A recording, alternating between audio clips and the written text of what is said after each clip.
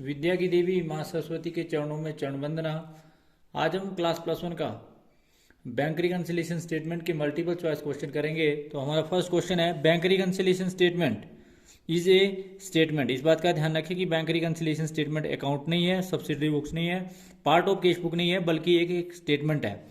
उसके बाद है, a bank reconciliation statement is prepared by, हमारे पास ऑप्शन दिए हैं, a bank, customer of the bank, creditor और डेटर्स। तो ये बड़ा इंपॉर्टेंट क्वेश्चन है, इसका राइट आंसर है कस्टमर ऑफ द बैंक। ध्यान रखें इस बात का, customer of the bank, bank reconciliation is prepared by the customer of the bank. A bank reconciliation statement is prepared by, ये अगेन एक क्वेश्चन आ गया, तो ये भी आपका आंसर आएगा customer, a customer by the bank. इसका राइट ऑप्शन है a customer by the bank, ना कि बैंक के द्वारा, ना फाइनेंशियल डिपार्टमेंट के द्वारा या टैक्स डिपार्टमेंट के द्वारा, बल्कि ये किसके द्वारा प्रिपेयर की जाती है, जो कस्टमर होता है बैंक का, उसके द्वारा प्रिपेयर किया जाता है।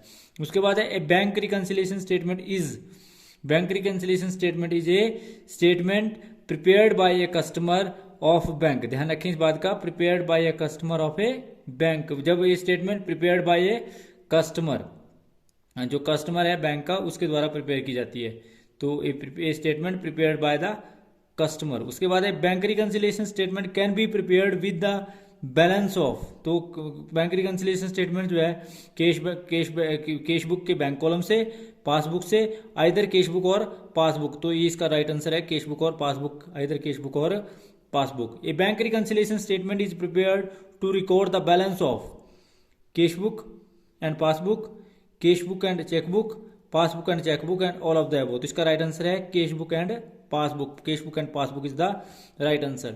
उसके बाद है, passbook of an account holder is a copy of. तो जो पासबुक है वो है आपकी bank column in the cash book end of account holder, cash column in cash book of a customer and customers account in the books of a bank. तो ये सारा all of the above इसका right answer है। उसके बाद है, which of the following is not a part of double entry system. तो journal part है, कैश बुक भी पार्ट है, ट्रायल बैलेंस भी पार्ट है डबल एंट्री सिस्टम का। Bank reconciliation statement is not a part of a double entry system. उसके बाद है, bank reconciliation statement is prepared to know, bank reconciliation statement जो है वो प्रिपेयर की जाती है difference in cash book and passbook, difference in cash book और पासबुक को जानने के लिए, क्योंकि bank reconciliation statement is a statement which is prepare to reconcile the difference between bank balance as per cash book and bank balance as per passbook. Favourable bank balance in the cash book means debit balance of cash book, favourable bank balance in the cash book means debit balance in cash book. Next question है, overdraft as per cash book means credit balance as per cash book, credit balance as per cash book. Favourable balance as per passbook means credit balance as per passbook, और unfavourable balance as per passbook means debit balance as per passbook. तो इसका right answer जो है वो debit balance as per passbook है। तो overdraft as per cash book का मतलब होता है credit balance as per passbook, और फेवरेबल बैलेंस ऑफ पासबुक का मतलब होता है credit balance as per passbook, और unfavourable balance as per passbook का मतलब होता है debit balance as per passbook. A bank reconciliation statement is mainly prepared to reconcile the cash balance of a cash book and reconcile the bank balance of cash book and passbook। तो इसका जो right answer है ए and B both, सी जो है is the right answer.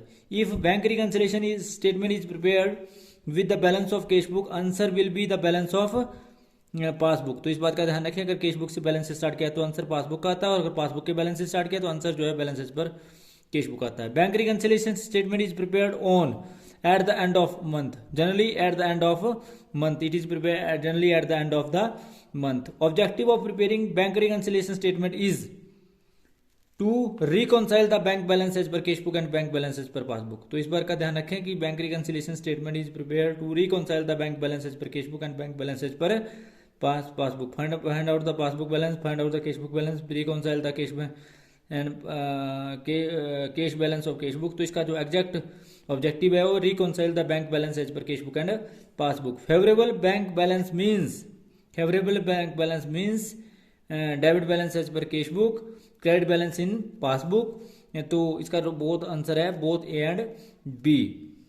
Unfavourable bank balance overdraft balance means credit balance as per cash book and debit balance as per passbook. तो A and B are both right। Bank reconciliation statement is prepared with the help of balance as per cash book and balance as per passbook. तो ये इसका right answer है। उसके बाद if bank reconciliation is prepared for the debit balance as per passbook we will get debit balance as per cash book, credit balance as per cash book. तो credit balance as per cash book जो आपको start होता है, यदि आप debit balance as per passbook से start करते हैं, means overdraft as per passbook से स्टार्ट करते हैं, तो credit balance as per cash book यानी कि ओवरड्राफ्ट एज पर पासबुक जो है वो आंसर आता है। तो ये थे जी आप। उसके बाद